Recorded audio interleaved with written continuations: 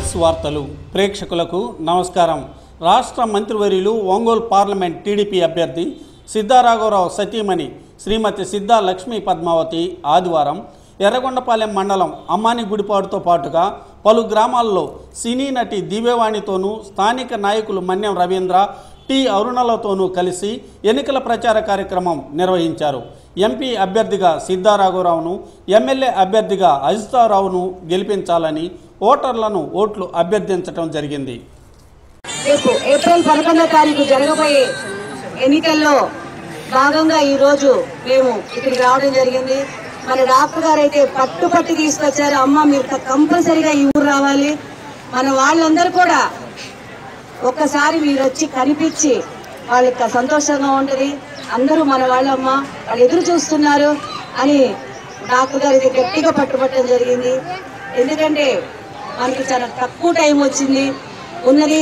మరి సిద్ధా రాఘవరావు గారు అంటే మీ అందరికీ తెలిసి ఎంపీగా పోటీ చేస్తున్నారని, మరి సడన్ గా అనుకోకుండా ఎంపీకి రావాల్సి వచ్చింది. కాబట్టి ఒక 20 రోజుల టైమే ఉంది. మరి 20 రోజుల్లో కూడా మరి 7 నియోజకవర్గాలు తిరగాలి. మరి మన సిద్ధా రాఘవరావు గారు దాదాపు 35 మండలాలు తిరగాల్సి వస్తుంది. మరి అన్ని కూడా మా కుటుంబ సభ్యులందరూ, అలానే మీలాంటి మనలాంటి శ్రేయోభిలాషులు కూడా, మా అభిమానులు కూడా ఎవరికి వాళ్ళు కష్టపడి ఇది మా పనులు భుజాల మీద వేసుకొని మరి ప్రతి గ్రామానికి కూడా వెళ్ళి మరి ఇలా సిద్ధా రాఘవరావు గారు ఏ నియోజకవర్గం అయితే ఆ నియోజకవర్గం ఎమ్మెల్యే గారు పోటీ చేస్తున్నారు. కాబట్టి మీరందరూ ప్రతి ఒక్కరికి 2 ఓట్లు ఉంటాయి.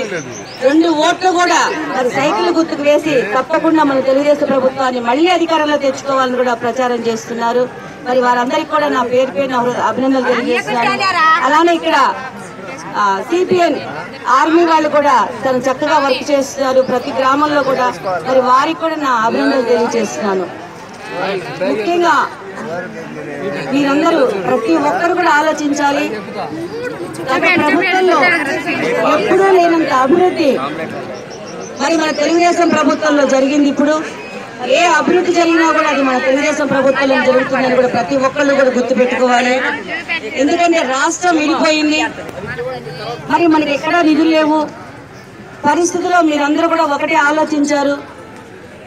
మళ్ళీ మన రాష్ట్రాన్ని సంపన్న కుటుంబంగా అభివృద్ధి పదంలోనూ మరి ముందుకు నడిపించే వ్యక్తి ఎవరని కూడా ప్రతి ఒక్కరు ఆలోచించారు.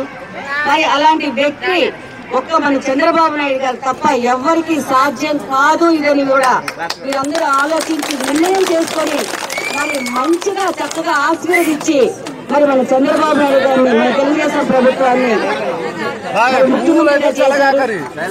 మరి ఆయన మనందరి నమ్మకాన్ని కూడా ఆయన వమ్ము చేయలేదు.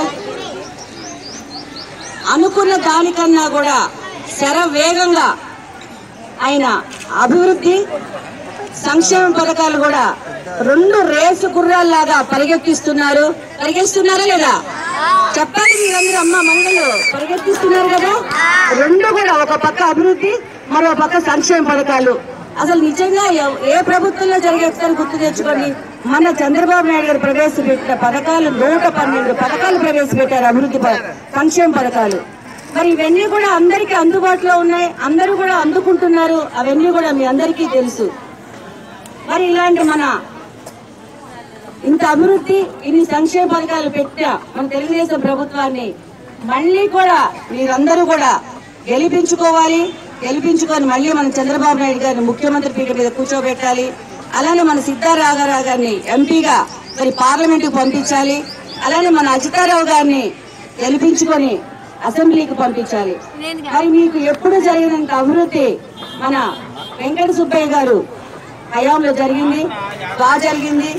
మాజీ ప్రెసిడెంట్, మాజీ సర్పంచ్ గారు, మరి అలానే తర్వాత వరలక్ష్మి గారు సర్పంచ్ గా ఉన్నారు ఇప్పుడు. మరి వారి హయాంలో కూడా చాలా చక్కగా అభివృద్ధి అనేది జరిగిందని కూడా చెప్తుంది. ఎందుకంటే గతంలో ఎక్కడ చూసినా కూడా గ్రామాల్లో ముఖ్యంగా అసలు రోడ్లు అనేది లేదు. మరి ఇప్పుడు నడవటానికి రోడ్లు చక్కగా వచ్చాయి. మరి మంచినీళ్లు కూడా పైప్ లైన్స్ అయినా కూడా వేయించారు. నీళ్లు రాలేదని కొంతమంది అన్నారు. దాని గురించి మనకి ఎవరు ఆలోచన చేయొద్దమ్మా, బాధపడద్దు. పంపులు వస్తాయి. ఎందుకంటే మన చంద్రబాబు నాయుడు గారు గట్టిగా చెప్తున్నారు, వాగ్దానం చేస్తున్నారు కూడా. ఆయన చేసిన వాగ్దానం ఒక్క నిమిషం ఎవరు మాట్లాడుతూ ఆయన మాట ఇస్తే తప్పే మనిషి కాదని కూడా మీ అందరికీ ప్రతి ఒక్కరికి తెలుసు. అందుకని నీళ్ళ విషయంలో మహిళలు ఎవరు కంగారు పడాల్సిన పని లేదు. ఇది మన పశ్చిమ ప్రాంతంలో నీళ్లు చాలా ఇబ్బందికరంగానే ఉన్నాయి. ఏ గ్రామంలో వెళ్ళినా కూడా వాళ్ళు నీళ్లు అడుగుతున్నారు. ఒకటే గుర్తు పెట్టుకోండి, నీళ్ల విషయంలో అయితే కనుక నేను కంపల్సరిగా చంద్రబాబు నాయుడు గారితో ఇప్పటి వరకు నేను ఆయనకు ఎదురుపడి మాట్లాడలేదు. ఎక్కడైనా కనిపించిన అమ్మ బాగున్నావా అంటే బాగున్నాను సార్ నమస్కారం పెట్టేదాన్ని. కానీ ఇప్పుడు మటుకు నేను ఇన్ని గ్రామాలు తిరుగుతున్నాను కాబట్టి 7 నియోజకవర్గాలు తిరుగుతున్నాను కాబట్టి నీళ్ళకి వస్తే మటుకు చాలా గట్టిగా ఉండండి ప్రతి చోట కూడా. మరి ఏం చేస్తారు ఆయన పనులు ఆయన ప్లానింగ్ అన్ని అయిపోతున్నాయమ్మా. కానీ అవకాశం ఉన్నంత తొందరగా నీళ్లు అందించాలి ప్రతి గ్రామానికి కూడా. మరి పశ్చిమ ప్రాంతం మా 7 నియోజకవర్గాల్లో కూడా నీళ్ళకి చాలా ఇబ్బందిగా ఉంది కాబట్టి మా మహిళలందరూ మరీ కోరుతున్నారు, మీరు ఇన్ని సంక్షేమ పథకాలు ఇచ్చిన మా మహిళలు సంతోషపడట్లేదు, నీళ్ళు ఇచ్చేది సంతోషపడతారని నేను గట్టిగా చెప్తానమ్మా. మీ తరఫున తప్పకుండా మనకి నీళ్ళు వస్తుంది. మరి దాంట్లో మనకు ఎవరు అదే చెప్పాల్సిన పని లేదు. మరి అలానే వృద్ధాప్య పెన్షన్ మన ప్రభుత్వంలో అడిగిన వారికి లేదనకుండా ఇచ్చారు.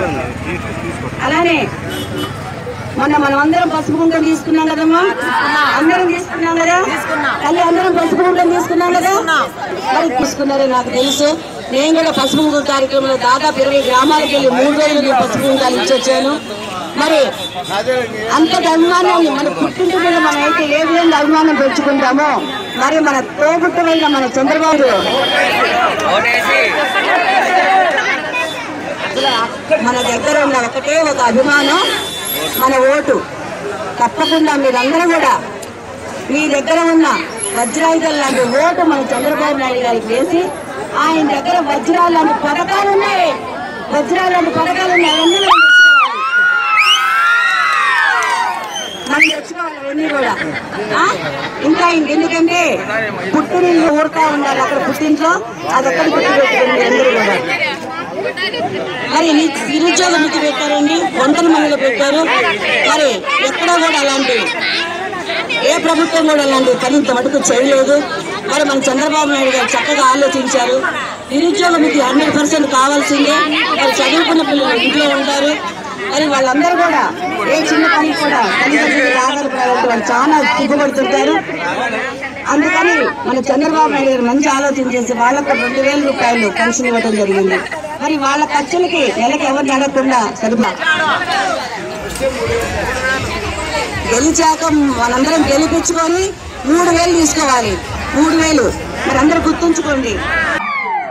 ఈరోజు రైతులకు కొన్ని వేల ఎకరాల భూములు ఇచ్చారంటే ఒక దొంగమోహన్ చూసి ఇచ్చారా, చంద్రమోహన్ చూసి ఇచ్చారా? చంద్రమోహన్ చూసి ఇచ్చారు. పట్టసీమ ప్రాజెక్టు ద్వారా రాష్ట్రం మొత్తం చంద్రబాబు నాయుడు గారు అమరావతి ప్రభావతి అన్నాడు. ఈ జగన్మోహన్ రెడ్డి ఇల్లు కట్టుకోవడానికి ఎన్ని సంవత్సరాలు పట్టిందండి? 3 సంవత్సరాలు. ఈ ఇంటికి ఎన్ని డబ్బులు పెట్టారండి? 70 కోట్లు పెట్టుకున్నారంట. ఆ పాపిష్టి సొమ్ము నేను వస్తే చేస్తా, లంచం ఇస్తే నేను చేస్తా అన్నాడు. ప్రతిపక్ష నాయకుడు ఏం సాధించావు? ప్రజల కోసం ఏం పోరాడావు? కనీసం అసెంబ్లీలో నువ్వు కరెక్ట్ గా వెళ్ళావా? వెళ్ళలేదు.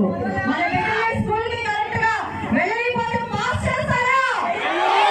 అసెంబ్లీకే కరెక్ట్ గా రాని వాడిని నిన్నో వల్ల చెప్తున్నాడు మన రాష్ట్ర స్వాతంత్రానికంట బ్రిటిష్ వాడు పోరాడాడంట. అరే భయ్యా, మన రాష్ట్ర స్వతంత్రానికి ఎవరెవరో పోరాడు తెలియని నువ్వేమి ముఖ్యమంత్రి అవుతావు? నీ సొంత ప్రాణాన్ని కాపాడుకోలేని వాడివి. మా 5 కోట్ల ఆంధ్ర రాష్ట్ర ప్రజల ప్రాణాలు నువ్వేం కాపాడుతావు? ఆ కేసీఆర్ గొడవ ఏంటంటే ఆయనకి ఇప్పుడు ఫోర్టు లేదు ప్రియాలో. ఆయనకి ఇప్పుడు మరి ఆ ఫోర్టు కావాలి అంటే మన రాష్ట్రం కావాలి. కాబట్టి జగన్ జుట్టుని చేతిలో పట్టుకున్నాడు. కేసీఆర్ జుట్టు ఆయన చేతిలో పెట్టాడు. ఆయన 31 కేసుల్ని ఏమని వద్దగా ఉన్నాడు కొట్టించుకోవడానికి. మన చంద్రన్న కష్టశీలుగా ఈరోజు గ్రేటర్ హైదరాబాద్ అన్నాడు. ఎవరు తెచ్చిన భిక్ష?